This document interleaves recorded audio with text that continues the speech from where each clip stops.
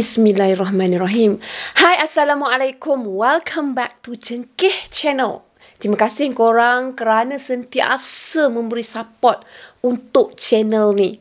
Akak juga nak ucapkan terima kasih kepada yang dah tonton filem seram pendek daripada tim kami. Terima kasih juga kepada yang memberi feedback, komen positif. Ada yang beri kata-kata semangat, ada yang minta nak lagi, ada yang cakap pendek sangat, nak panjangkan lagi. InsyaAllah kalau tak ada aral, tim kami akan cuba untuk buat kali yang kedua. Doakan kami tau. Okey, hari ni akak nak kongsikan satu cerita yang juga dikongsikan oleh subscriber juga. Tahu, kisah ni mengenai seram di pondok Dusun Durian. Kalau korang nak tahu apa yang seram sangat tu, korang kena stay dengan akak. Stay tau.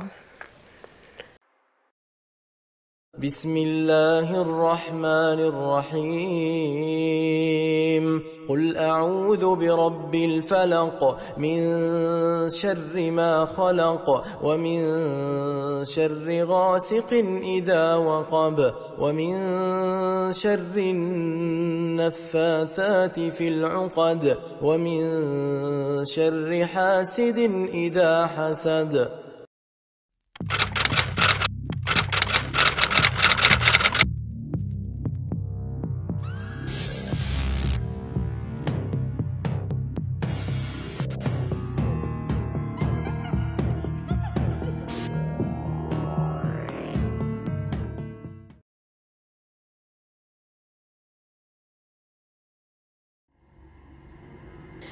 Kisah yang dikongsikan ini berlaku pada tahun 1988 di Merbuk, Kedah.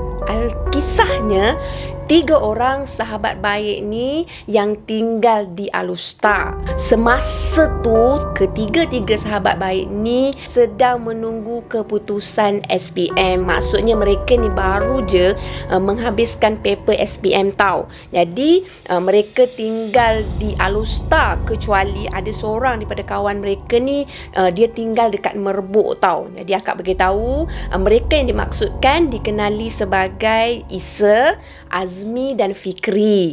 Isa dengan Azmi ni dia tinggal di kampung yang sama di Alustar. Tapi Fikri ni dia tinggal di Merbuk, tak sama dengan diorang. Jadi selepas SPM tu, Fikri dia buat keputusan dia nak stay dulu dekat rumah Isa, sahabat baik dia ni. Sebab Fikri ni sepanjang dia berada di asrama penuh, diorang ni kan sekolah kat asrama penuh. Jadi lepas SPM tu, Fikri tak nak terus balik ke rumah sebab dia bagi tahu kepada Isa dengan Azmi dia nak stay rumah Isa dulu. Rumah Isa ni dah jadi macam ahli keluarga dia juga, macam keluarga angkat dia lah, sebab dia dah memang biasa habiskan masa. Kalau cuti dia tak nak balik, dia memang akan stay kat rumah Isa. Jadi family Isa ni memang dah layan dia macam anak sendiri. Semasa last paper SPM tu, Fikri dia kata dia nak stay rumah Isa dulu, dia nak bersama dengan sahabat-sahabat dia ni untuk sembang-sembang apa semua kan. Sebab selepas habis SPM nanti bila dah dapat result, dia orang mungkin takkan together lagi. Jadi dia pun stay kat situ. Lebih kurang tak tahulah berapa lama, tak dituliskan. Bila nak sampai orang kata esoknya, Fikri ni nak balik lah ke rumah dia dekat Merbuk. Jadi Fikri ni dia kebetulan masa tu kan berkumpul dengan Isa dengan Azmi ni. Dia bagi tahu dekat Isa dengan Azmi ni, dia bagi cadangan lah. Dia kata, Mimi kata, apa kata kalau korang kenal dengan family aku? Apa kata kalau korang join aku balik kat kampung aku esok? Macam tu.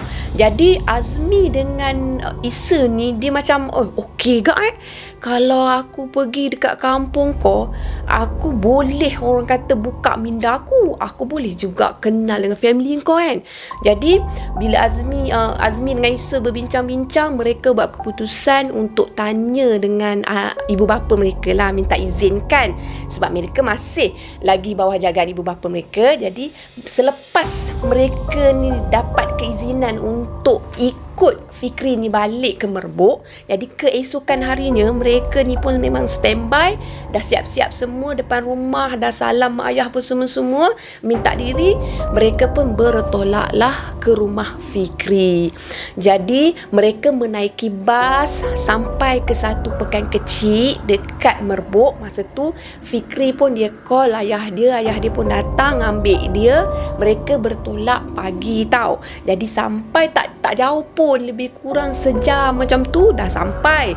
Jadi mereka sampai sebelum makan tengah hari. Sedang elok bila sampai dekat depan rumah, maksudnya halaman rumah Fikri, alangkah terpegunnya Isa dengan Azmi ni bila dia tengok Fikri punya rumah besar korang. Maksudnya dengan karakter Fikri ni tak sama tau dengan apa yang dia orang nampak ni. Dia orang nampak rumah Fikri ni banglo 2 tingkat yang besar, yang memang cantik, dengan keluasan tanah yang memang seolah-olah macam dijaga oleh tukang kebun macam tu. Fikri ni bukan kaling-kaling orang tau. Fikri ni merupakan anak orang kaya dekat kawasan tu tau. Jadi Isa dengan Azmi pun, dia pun menyakatlah pada Fikri, ni rumah kau ke mas sewa? Fikri pun cakap, ni rumah aku lah, takkan mas sewa kot. Kau tak cakap pun kat kita orang kau anak orang kaya. Aku tengok kau pergi sekolah biasa je, sempoi je. Aku macam tak percayalah. Lah dah takkanlah aku, kalau aku kaya pun takkan aku tak boleh berkawan dengan korang. Yelah, mana taknya kita orang ni anak petani je, mak ayah kerja bersawah je. Tak sangka pula kita dapat kawan yang memang tak sombong, tak angkuh. Memang baguslah kau ni Fikri. Beruntunglah kita orang dapat kawan macam kau ni. Jadi dekat situ dia sampaikan, walau sekaya mana sekalipun kita dengan level kawan kita sama je. Yang penting kita punya adab, dan yang penting kita punya hati tu mesti orang kata saling orang kata menghormati antara satu sama lain. Itulah yang mengukuhkan persahabatan mereka tau. Lepas tu bila sampai kat situ, masuk pula dalam rumah. Isa pula buat tenganga dalam rumah mak ai macam maligai, memang cantik, disambut oleh ibu bapa Fikri dengan penuh adab, sopan santun, apa semua. Macam terkejut kan, orang kaya sambut mereka ni. Macam tak percaya tau. Jadi dalam percaya tak percaya, mereka dilayan, orang kata diberi makan tengah hari, dilayan dengan sangat baik. Orang kata dihidangkan dengan hidangan tetamu. Jadi terasa macam tak sangka dia akan berkenalan dengan seorang kawan yang kaya macam tu, yang baik hati, yang mempunyai background keluarga yang memang baik korang. Akak cakap tu terang. Sebab itulah family dia murah rezeki korang. Jadi akak sambung, bila dah stay, dah makan semua, dah solat, itulah dia kunci kejayaan family ni. Solat jangan tinggal, yang penting ingat Allah Subhanahu Wa Taala. Akak sambung cerita kak. Jadi petang tu dah selesai semayang solat, dah sembang, berkenalan semua-semua, ngongek-ngongek. Lepas tu semayang pula asar berjemaah ramai-ramai sama-sama pula. Lepas tu Fikri minta izin daripada ayah dia nak bawa kawan-kawan dia ni pergi meronda kawasan rumah dia, kawasan kampung dia tau. Jadi mereka pun pergilah meronda dengan kereta. Masa tu lagilah terkejut Isa dengan Azmi ni, Fikri boleh bawa kereta, steady pula tu bawa kereta kan. Jadi best lah jadi macam kau macam tu kan. Alah, tak ada hal punya lah, kita semua sama lah. Engkau best, aku pun best, kita sama-sama best. Fikri dia sangat merendah diri. Lepas tu bila sampai dekat satu kampung, ujung kampung tu dia ada kedai tau. Dekat situ Fikri cakap, aku nak beli barangan untuk kita bawa pergi ke pondok Dusun Durian esok. Jadi apa-apa semua aku akan bayar, korang jangan risau. Hari ni aku akan belanja korang jangan risau, duit ni pun bapa aku yang bagi. Jadi apa yang korang nak, korang ambil je. Segan lah pula aku. Yang lain-lain, yang diorang ni segan lah pula kan. Tiba-tiba member dah offer macam tu, nak lebih-lebih pula. Tak apa, ambil je. Apa yang kau rasa boleh bawa ke dusun esok, korang ambil je. Kita standby pergi ke dusun. Bila dah selesai semua urusan, balik rumah macam biasa. Diorang mandi, solat semua maghrib bersama-sama tu, geda-geda. Lepas tu diorang sembang malam. Lepas tu Azmi dengan Isa ni, dia bagi tahu memang syok tau kawasan kampung Fikri ni. Sebab kawasan dia sangat sejuk. Maklumlah, dia kawasan agak berbukit, lepas tu penuh dengan dusun-dusun macam tu, pokok-pokok kan. Memang best. Memang best, berbeza dengan situasi mereka ni kawasan sawah ni, mereka dah biasa kan. Jadi kali ni memang pengalaman yang agak luar biasa untuk mereka. Jadi esoknya bila mereka dah bangun pagi, dah sarapan pagi, dah solat semua-semua tu memang dah settle lah kan. Lepas tu mereka pun bersiap-siap untuk pergi ke dusun durian milik ayah Fikri.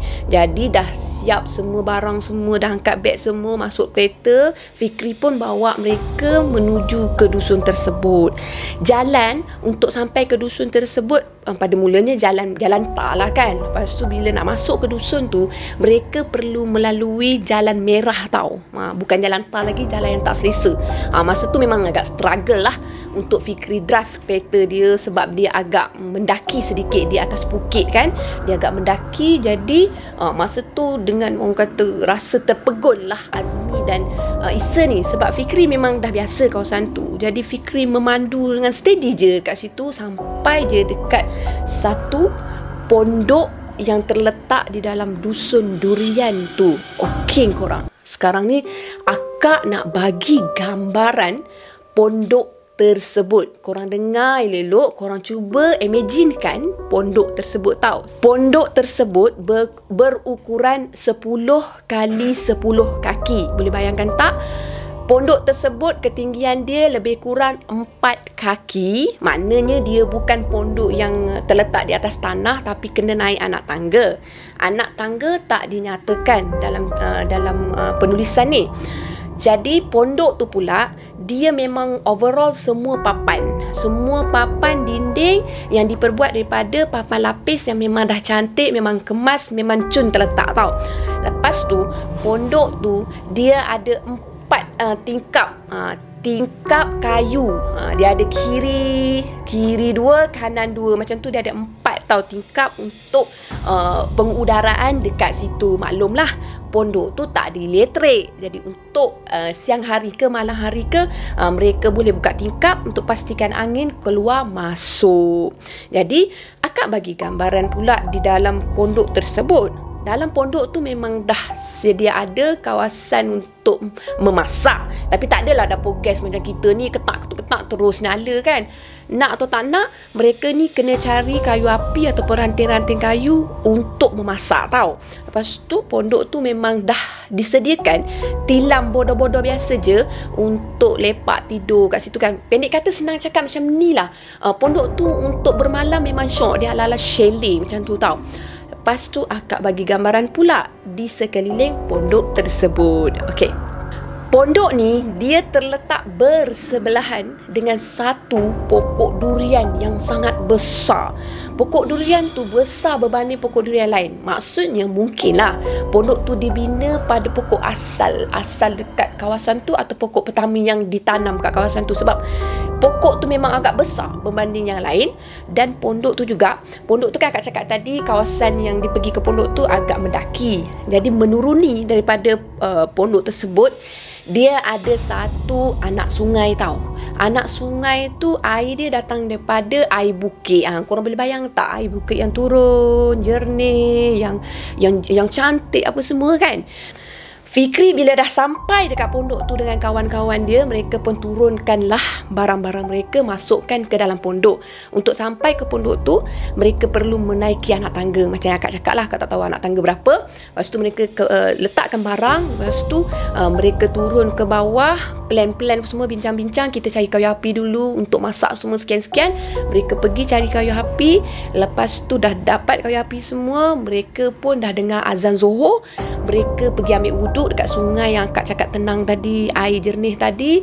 Lepas tu mereka naik balik semula ke pondok menunaikan solat Zuhur berjemaah. Alhamdulillah mereka berjemaah. Lepas tu kawan dia ni, si Isa ni, dia dah excited sangat tau. Tak sabar-sabar nak mandi dekat air tu tau. Jadi dia tak sabar-sabar nak menunggu.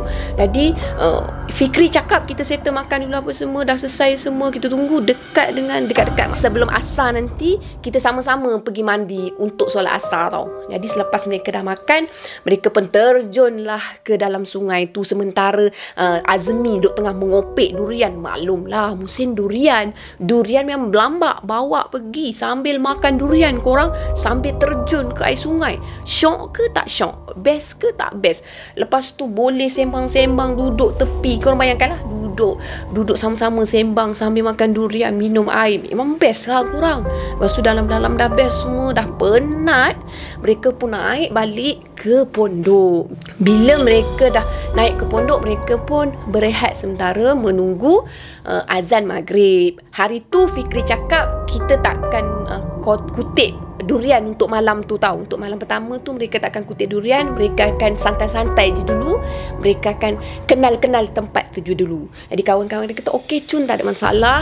Jadi sementara nak tunggu ke maghrib, kawasan dusun, dalam kawasan yang jauh, agak jauh daripada rumah orang ni, korang bayangkanlah keadaan dia jadi cepat gelap tau. Dia jadi cepat sangat gelap. Lepas tu bila keadaan tu dah gelap, nak pergi ambil air wuduk kan untuk solat maghrib ni, dia suasana dia, keliling dia tu dah mula jadi macam mendung, macam redup-redup macam tu, macam seram-seram macam tu lah. Senang settle lah, Kak cakap senang lah, macam seram-seram macam tu kan. Untuk Fikri dia dah biasa, tak apa. Tapi untuk Azmi dengan Isa ni, dia agak rasa satu kelainan tau untuk mereka tau. Jadi mereka sama-sama lah turun ke sungai tu. Sungai tu tak jauh mana, tapi kena menuruni kawasan tinggi. Jadi agak ambil masa lah juga korang. Jadi bila turun ke sungai tu untuk ambil wuduk sama-sama kat situ, Isa sementara kawan dia nak ambil wuduk, Isa ada nampak sesuatu tau korang. Korang bayangkan nak dekat maghrib, memang orang tua-tua cakap tak elok duduk kat luar kan. Jadi Isa nampak satu lembaga tau. Lembaga yang berbungkus putih, Abang Chong, memang berada di seberang sungai tu. Mana di seberang sungai tu berada di sebalik salah satu pokok yang berada kat situ. Jadi Isa ni dia rasa macam aku ni tersalah pandang ke? Aku ni tersalah tengok ke? Tak apalah. Tapi lembaga tu memerhatikan kepada mereka lama, bukan sekejap. Maksudnya Isa dia takkan pandang macam pandang sekali tak ada. Lepas tu tak ada macam tu, iyalah betul macam aku tersalah pandang. Tapi kali ni Isa tengok lama tau, lama sangat Abang Chong tu tercegat berdiri tegak kat situ tau. Lepas tu Isa dia tak nak bagi tahu pada Fikri dengan Azmi ni, sebab dia macam tak nak takutkan mereka. Jadi dalam hati Isa pun ada cakap juga pada diri dia, takkanlah Fikri dengan Azmi ni tak perasan apa yang aku nampak. Lantaklah, tak apalah kan. Jadi cepat-cepatlah Isa ambil wuduk sekali apa semua. Diorang pun naik ke pondok tersebut untuk solat maghrib sama-sama. Jadi selepas mereka solat maghrib sama-sama, mereka sembang, makan semua, mereka sambung pula solat isyak bersama-sama. Selepas mereka solat isyak bersama-sama, saat seram bermula lagi korang. Bila selepas solat isyak, Azmi ni dia memang dah penat. Satu dah penat, satu lagi dia memang kegemaran dia tidur. Jadi tak kisahlah untuk dia, asal dapat bantal, tempat tak empuk pun tak apa, janji boleh lena, dia pun lena terus. Untuk Fikri dengan Isa ni, mereka ni sempat berbual-bual. Yelah, tengah malam di kawasan yang dikelilingi dengan pokok-pokok semua macam tu, kiranya mereka nak bercerita tu dengan orang kata lebih sampai ke tengah-tengah malam tu tak adalah kan. Jadi masing-masing pun dah mengantuk. Jadi Fikri dengan Isa pun tak tahulah pukul berapa mereka pun turut terlena. Sehinggalah Isa terbangun apabila Isa mendengar bunyi tapak kaki berjalan-jalan menuju ke arah pondok mereka tau. Jadi Isa mula rasa tak senang hati, sebab pada fikiran Isa itu bukan kawasan dia. So dia tak rasa macam dia tu selamat berada kawasan tu. Jadi dia fikir mungkin ada orang lain yang datang kat situ ke macam mana. Tapi setahu dia hanya datang bertiga sahaja dengan Fikri dan juga Azmi. Jadi siapa yang berjalan dekat luar pondok mereka tau. Jadi Isa ni dia cuba menghayati tapak kaki tu makin lama makin mendekati pada pondok tersebut tau. Bila makin dekat, makin berdebar lah Isa, makin duk-dap, duk-dap, duk-dap. Lepas tu tapak kaki tu berhenti betul-betul dekat di kawasan bawah tempat diorang tidur tau. Sebab akak bagi tahu kan, gambaran tadi pondok tu dia 4 kaki kan tinggi, maknanya kena naik tangga kan. Jadi bawah dia tu ada ruang tau. Ruang, jadi tapak kaki tu berhenti betul-betul dekat bawah tempat diorang tidur. Lagi terkejutlah Isa.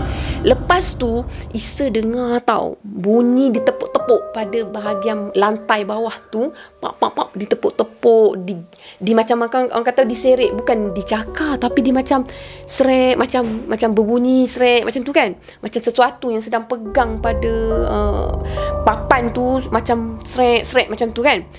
Lepas tu Isa dia cuba untuk berpegang kepada Fikri. Dia tidur betul-betul sebelah Fikri. Lepas tu Isa pun Tuku Mak Kamit menyebut kalimah-kalimah Allah dalam hati. Bukannya dia sebut tu kuat ke apa, tak. Dia menyebut dalam hati dia. Sementara tu benda yang berbunyi tu keluar daripada kawasan bawah rumah tu, mula mengelilingi rumah. Korang bayangkan, tapak kaki tu mula mengelilingi rumah. Mula-mula bunyi orang berjalan je. Clear, memang clear bunyi berjalan. Pusing rumah, sorry korang, pusing pada pondok tu. Sorry akak kadang-kadang memang tersasar juga. Jadi bila dah berpusing dekat pondok tu, lepas tu dia bukan pusing saja, dia tepuk pada dinding pondok tersebut tau.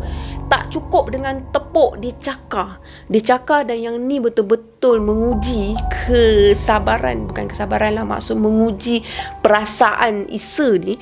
Bila Isa mula mengejutkan Fikri, dia kejut Fikri. Fikri bangun, Fikri oi, bangun oi, bangun oi. Lepas tu Fikri ni dia dah penat sangat, dia mamai, dia cakap kau dah kenapa, tidurlah.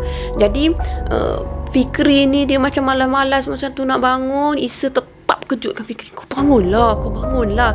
Dia kejut dengan nada yang perlahan tau. Lepas tu dia pergi dekat telinga Fikri ni, aku ada dengar bunyi sesuatu dekat pondok kau ni. Fikri pun terus terbang, bunyi apa? Kau dengar bunyi apa? Macam tu dia terkejut lah, sebab dia bertanggungjawab tau ke atas perjalanan ni. Jadi dia memang terkejut, takut ada sesuatu yang bahaya tau. Dia pun cepat-cepat pergi ke dinding.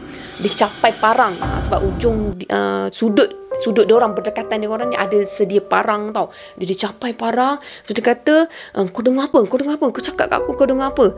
Tak, cuba kau dengar baik-baik bunyi apa ni. Jadi Fikri pun cuba untuk mendengar. Fikri mendengar benda yang sama apabila dinding pondok tu dicakar-cakar tau, dengan lebih keras, dengan lebih menyeramkan tau. Lepas tu mereka tertumpu kepada tingkap yang Kak cakap tadi. Sebab ada bunyi macam cubaan untuk mengumpil tingkap tu. Jadi Fikri dengan rasa nak marahnya, Fikri masa tu dia beranggapan mungkin itu orang yang cuba mengganggu dia kan. Dia angkat parang tu. Oi, kau siapa Kau nak kacau apa Kau buat apa kat sini? Baik kau belah. Macam tu kan. Cakap, aku ada parang, kau belah. Kalau kau berani, kau masuklah. Fikri jadi marah. Oi, jawablah kalau aku cakap. Kau jangan ganggu aku lah, jangan ganggu kita orang lah. Ni kawasan aku. Macam tu kan. Jadi masa Fikri marah-marah macam tu, bunyi tu menghilang tau. Menghilang sekejap. Lepas tu bunyi tu datang balik. Masa tu Fikri dia sebut tau, Astaghfirullahalazim, apa ni? Jangan ganggu kami lah. Dalam-dalam dia duduk, jangan ganggu kami. Fikri dia macam cuba nak buka tingkap. Bila dia cuba buka tingkap, dia cuba tengok, memang dah tak ada apa pun dekat luar tu. Habis apa yang diorang dengar sangat beria tu tau. Bila tutup tingkap, Fikri dengan Isa ni, dia dengar bunyi macam besi yang diserik kat tanah. Macam mana akak tak dapat lah nak gambarkan macam mana bunyi besi yang berat diserik kat tanah. Zrap ni. Bunyi tu pada permulaannya menghampiri pondok tu, tapi lama kelamaan bunyi tu menghilang tau. Dia pergi menghilang. Masa tu Fikri dengan Isa ni dia cakap, Alhamdulillah benda tu dah tak ada. Maksudnya apa yang mengganggu dia, dia pun tak tahu kan, orang ke benda ke dia tak tahu. Tapi dia tak bajet lagi benda tu gangguan mistik tau. Tapi dia cakap alhamdulillah dah tak ada. Jadi dia rasa lega. Lepas tu kemudian mereka pun tak tahu masa mana mereka dah terlena semula sampai ke pagi. Bila sampai ke waktu pagi, mereka macam biasalah pergi ke sungai tu untuk ambil wuduk, solat sama-sama, jemaah sama-sama, makan sama-sama, apa semua kan. Siang hari aktiviti diorang semua sama. Tapi untuk siang hari tu, Isa ni dia dah rasa tak sedap hati tau. Dia rasa macam tak syok, rasa sebab dia ada nampak something dan dia tak juga bagi tahu pada kawan-kawan dia. Dan dia mula peka pada keadaan sekeliling. Dia mula mermerhati walaupun di waktu siang dia rasakan macam mereka bertiga ni diperhatikan, tapi dia tak dapat nak mengesahkan apa yang perhatikan mereka bertiga ni. Jadi Isa mendiamkan diri juga. Sehinggalah mereka, aktiviti mereka macam biasa. Fikri bagi tahu, malam ni aku nak bawa korang pergi mengutip buah durian waktu malam. Syok, kutip buah durian malam-malam sejuk, sambil kutip durian sambil makan. Apa yang tak syok? Jadi mereka pun sediakan satu bakul yang diperbuat daripada buluh, katanya ditulisnya. Korang pernah tak tengok bakul buah-buahan tu yang diperbuat daripada buluh yang besar tu kan? Maknanya masa tu lah, masa zaman tu dimasukkan buah-buahan kat dalam bakul tu tau. Akak harap sangat korang boleh imaginekan, sebab akak boleh bayangkan bakul tu. Jadi mereka ni tunggulah sampai pukul 12 malam lebih kurang macam tu, bersiap sedia dengan torchlight. Lepas tu bersiap sedia dengan air sebab mereka nak mencari buah-buah durian, nak kumpul buah durian kan. Jadi bila dah sampai pukul 12 malam macam tu, mereka pun dah rasa bersedia. Mereka pun turun daripada pondok tu sama-sama tanpa rasa apa-apa pun yang mencurigakan. Jadi mereka stay happy semua, stay seronok. Bismillahirrahmanirrahim, turun ke tanah. Lepas tu mereka kata kita sama-sama pergi kutip durian. Jadi salah seorang tu pun bawa lah bakul tu pergi kutip durian, kutip satu-satu, masuk apa semua-semua. Sampailah mereka tak sedar sebenarnya mereka ni dah pun menjauhi pondok tu agak dalam. Maksudnya mereka cadangnya nak kutip durian ni berdekatan je. Kalau diikutkan, kebun durian tu luas korang. Jadi kalau mereka nak masuk ke dalam tu memang taklah untuk 3 orang sahabat ni kan. Jadi mereka nak ambil kawasan yang berdekatan sahaja. Tapi entah kenapa seronok sangat mengutip durian tu, mereka terleka dan masuk agak jauh meninggalkan pondok. Makin mereka leka masuk ke tengah-tengah dusun tu. Salah seorang daripada kawan Fikri ni, Isa, dia terasa hati, tergerak hati nak suluh ke bahagian depan. Okey tak? Tu dah akak rasa mesti okey, sorry korang. Jadi bila dia suluh ke bahagian depan, alangkah terkejutnya mereka sebab yang nampak kali ni bukan Isa seorang je tau, tapi mereka bertiga nampak ada lembaga perempuan yang memimpin anak di kiri dan kanan tangan dia tau. Maksudnya lembaga perempuan tu bersama dengan 2 orang kanak-kanak, anggaran umur lebih kurang 4-5 tahun. Mereka memandang saling berpandangan. Maksudnya wanita tersebut, lembaga perempuan tu dengan kanak-kanak tu saling berpandangan dengan mereka bertiga ni. Jadi sama-sama terhenti. Jadi bila 3 sahabat ni nampak kepada lembaga tu, dia tengok, mulalah salah seorang ni bagi tahu dekat kawan-kawan yang lain. Dia cakap, Fikri, kau kenal ke tu siapa? Dia tanya, maknanya Azmi atau Isa tu tanya kepada Fikri, kenal ke perempuan tu? Korang rasa Fikri nak jawab apa? Aku kenal lah perempuan tu duduk kat sekian-sekian. Memang tak lah, sebab Fikri pun tak kenal. Korang agak-agak lah, korang nak tanya aku, korang tengoklah jam pukul berapa. Time-time macam ni, mak budak dengan budak-budak jalan tengah malam. Weh, cuba kau tengok betul-betul sambil suluh ni. Aku tak rasa tu orang lah weh. Cuba kau tengok kaki dia. Aku tengok kaki dia tak jejak tanah lah. Cubalah korang tengok betul-betul. Jadi mana sempat dia orang nak tengok dah. Aku rasa kan ini memang dah betul-betul lain macam ni weh. Aku rasa aku memang tak nak stay kat situ. Dah sebut tak nak stay kat situ, masing-masing dah berpusing badan. Masing-masing tinggal je apa yang ada, bakul ke, durian ke apa ke, dia orang tinggal, dia orang lari ikut kaki je. Ada yang sampai jatuh, tergolek, terkena pada akar pokok sampai luka kat kaki. Ada yang memang tak tahulah kenapa terpelecot, jatuh, bangun juga, gagah juga bangun. Berlari masing-masing nak menuju ke arah pondok tersebut. Jadi bila dah orang kata sampai dekat pondok, masing-masing dah bertiga dah berkumpul kat pondok. Weh, jom naik, masuk dalam pondok kan. Nak naik ke pondok tu, masa dekat anak tangga tu, salah seorang ni, dia sempat berpaling ke arah belakang tau. Maksudnya ke arah yang mereka larikan diri tadi tau. Jadi dia tengok ke arah tu untuk lihat sama ada lembaga perempuan dengan budak-budak tu masih ikut dia orang ke tak. Cuba korang bayangkan masa nak naik tangga tu. Jadi kawan ni akak pun sampai dah tak terfikir dah nama apa. Kawan dia tanya pada kawan yang lain, korang, kita ni lari punyalah likan lari sampai kaki aku ni, sampai dah aku tak tahulah, kaki aku memang tiba-tiba sakit dengan aku terjatuh. Korang tengok tak? Korang tengok tak kat belakang tu, perempuan tu boleh steady je, masih lagi pimpin anak dia macam tak ada apa-apa pun. Jadi kawan cakap, kau cepatlah naik, yang kau nak sembang lagi buat apa? Bila dah masing-masing naik masuk dalam pondok, gadegang tutup pondok, lepas tu diam, lepas tu ambil masa sekejap, cool, fikir masa tu kan. Fikir, korang bayangkanlah kalau itu manusia yang kau tanya dekat aku kenal ke tak, ni kata Fikri lah. Takkanlah dia steady macam tu lagi. Kita dah oper macam ni, melarikan diri tau. Belum habis dia orang bercakap tu, lembaga perempuan kat bawah dah memang mengilai. Kali ni dia mengilai tak ada ambil tone rendah ke, tone yang orang kata agak perlahan ke, tak ada. Dia punya mengilai memang dah sampai tone yang paling tinggi. Maknanya terkejutlah tiga sahabat ni bila tiba-tiba telinga dia ni dengar perempuan mengilai yang memang dah kuat. Tak ada pelan-pelan dah. Lepas tu mereka saling duduk rapat lah antara satu sama lain. Kan aku dah cakap bukan orang.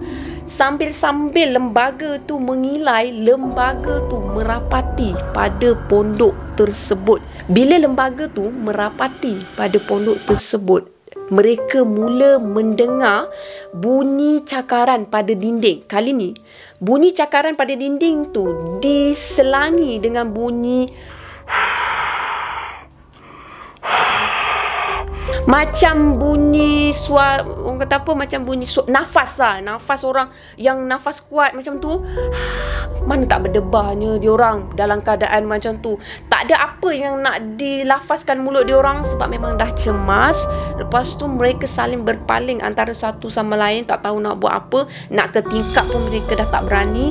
Lepas tu bunyi tersebut diselangi lagi dengan tepuk-tepuk dinding tau. Dia tepuk-tepuk dinding, dia mengilai bergile-gile, berganti-ganti. Tak cukup dengan tu lagi, dia turun pula. Maksudnya dia pergi ke bawah rumah tu. Dia macam nak orang kata apa, cuba untuk mendapatkan sesuatu, macam tak puas hati lah kan lembaga tu kan.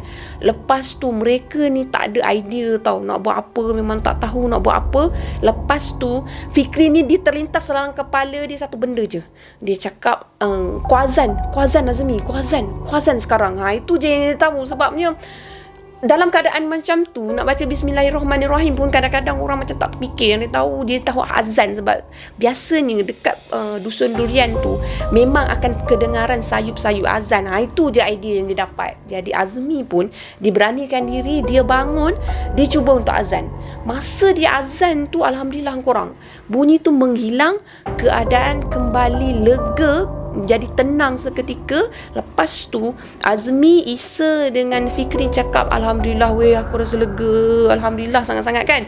Tapi kan selang selepas tu je mereka didatangi dengan gangguan yang lebih menakutkan. Bila dinding pondok tersebut dihempuk dengan sangat kuat, terasa macam mana papan tu kan, akak cakap tadi, dia macam terasa bergegar tu. Memang terasa bergegar. Bam, bam, bam. Makin kuat. Lepas tu di anak tangga tu kan, anak tangga kayu. Bam, bam, macam pukul dekat pintu pun macam bam, macam tak puas hati. Cuba untuk umpil-umpil pada tingkap tu semua. Lepas Lepas tu salah seorang daripada kawan ni dia membacakan ayat kursi. Itu dia memang ingat sebab dia ambil masa. Tapi bacaan dia tak selancar orang kata masa keadaan tenang tau. Dia membaca tu dalam keadaan yang tersekat-sekat juga, tapi dia cuba juga untuk baca. Lepas tu dia cuba juga untuk menyebut kalimah-kalimah Allah. Alhamdulillah lepas tu bunyi tu pun juga menghilang, reda sekejap. Bila keadaan reda tu, mereka pun rasa macam kali ni mereka tak nak rasa cepat tenang sebab mereka yakin yang mereka akan diganggu lagi. Tapi memang betul korang, sebab apa tahu? Sebab masa keadaan dah reda, dah tenang tu agak lama, Fikri dia cuba beranikan diri. Dia bangun, dia berdiri, pergi tengok dekat tingkap tu. Dia buka tingkap tu, dia nak tengok keadaan macam mana kat luar. Alangkah terkejutnya bila dia terpandang pada pokok durian yang besar. Kak cakap tadi, pokok durian tu, durian tua, memang dah besar. Pokok durian tu boleh bergoyang. Macam tu bergoyang seolah-olah ada sesuatu tau kat pokok tu. Jadi Fikri pun tak payah dia pegang tutup tingkap, terus orang kata mengundur, terduduk balik dekat kawan-kawan dia. Lepas tu dia keadaan lagi cemas. Semakin cemas masa tu, dia meraba-raba, entah apa yang dia raba pun tak tahulah kan. Dalam-dalam dia meraba tu, dia tak sengaja tertekan pada remote kereta dia tahu. Jadi remote kereta dia tu ada alarm. Jadi bila tertekan, alarm tu berbunyi dengan sangat nyaring, sangat kuat. Bila bunyi alarm tu, wii, kejap bunyi, kejap tak, kejap bunyi, kejap tak. Jadi benda tu macam tak clear. Dia orang dah tak clear dengan benda tu. Jadi masa tu Fikri rasa macam nak capai pada alarm tu, lepas tu nak stopkan alarm tu kan. Bila dia stopkan alarm tu, keadaan kembali sunyi. Sunyi, sepi sangat selepas bunyi bising alarm tu tau. Jadi kali ni Fikri dah tak nak bangun. Dia dah serik sebab tadi dia dah bangun, dia memang dah kena kan. So mereka duduk lagi dekat situ, diam lagi dekat situ. Sampailah masa mereka tengah duduk kat situ, dia ada dengar balik semula. Bunyi yang mula-mula dia orang dengar, bunyi tapak kaki berjalan. Kali ni tapak kaki tu berjalan dengan bunyi yang lebih jelas tau. Berjalan, menapak demi tapak sehingga mendekati pada anak tangga. Kemudian bunyi menapak pada kayu anak tangga tu pun clear sangat mereka dengar. Naik setapak demi setapak, lagi hampir, lagi dekat, tiba-tiba keluar daripada mulut Azmi, Allahu Akbar. Lepas tu Azmi auto mulut dia azan sekali lagi. Kali ni Azmi azan dengan penuh semangat, dengan seluruh jiwa raga dia. Dia lepaskan azan tu, dia azan sepenuh hati dia. Jadi masih lagi dengan meninggalkan mereka dengan mengilai. Tapi kali ni mengilai tu dia macam makin lama makin jauh. Makin lama makin jauh. Lama-lama suara mengilai tu memang menghilang sayup. Tak tahu pergi ke mana. Jadi mereka pun buat keputusan untuk stay juga. Untuk stay sama-sama mereka kat situ. Tu kumat kamit lah. Masa tu dah agak agak tenang sikit. Jadi masing-masing boleh baca lah. Kalau surah-surah yang ringkas, macam 3 Qul Huwallah, macam apa, Al-Ikhlas, apa semua, Al-Falaq, semua diorang boleh baca, An-Nas semua kan. Jadi mereka pun baca lah. Alhamdulillah ni sebab basicnya diorang ni diberi didikan agama yang cukup. Jadi basic untuk bacaan-bacaan pun mereka memang ada. So itu membantu mereka pada saat tu. Jadi keadaan menjadi sangat reda lepas tu memang dah tak ada bunyi apa-apa. Tapi untuk pagi tersebut mereka dah buat keputusan tak nak tidur. Masing-masing memang tak nak tidur. Sampai kan korang ada salah seorang tu dia macam duduk memeluk kaki. Dia cakap, aku nak tunggu sampai subuh. Bila subuh aku tahu je kita solat subuh, lepas tu kita kemas pakaian, aku nak tinggalkan tempat ni. Jadi bila Fikri dengar macam tu kan, dia rasa bersalah sebenarnya dengan kawan-kawan dia. Sebab sepatutnya pengalaman yang indah diberikan kepada kawan-kawan dia. Itu yang dia gambarkan kepada kawan-kawan dia. Tapi apakan daya, sebab dia tak boleh nak meramal perkara ni. Jadi kawan-kawan dia pun tak kisah dengan apa yang berlaku. Bila pagi tu dah subuh semua macam yang dijangkakan, mereka meninggalkan tempat tu tanpa membawa pulang sebiji durian pun. Korang dah serik tanpa membawa pulang seulas durian. Biji tak bawa, ulas lagi lah tak bawa kan. Jadi bila mereka dah balik ke rumah, sampai dekat rumah, ayah pada Fikri ni dia rasa macam hairan. Kenapalah anak-anak dia ni tergesa-gesa, dia anggap anak-anak lain-lain kan. Tergesa-gesa balik apa semua dalam keadaan yang macam tak terurus, macam serba tak kena apa semua kan. Dia sampai kat rumah semua, dia masuk rumah, bagi salam, Assalamualaikum, masuk rumah semua. Jadi ayah Fikri ni pun tanya, apa yang berlaku sebenarnya Fikri sepanjang kamu berada dekat pondok Dusun Durian tu.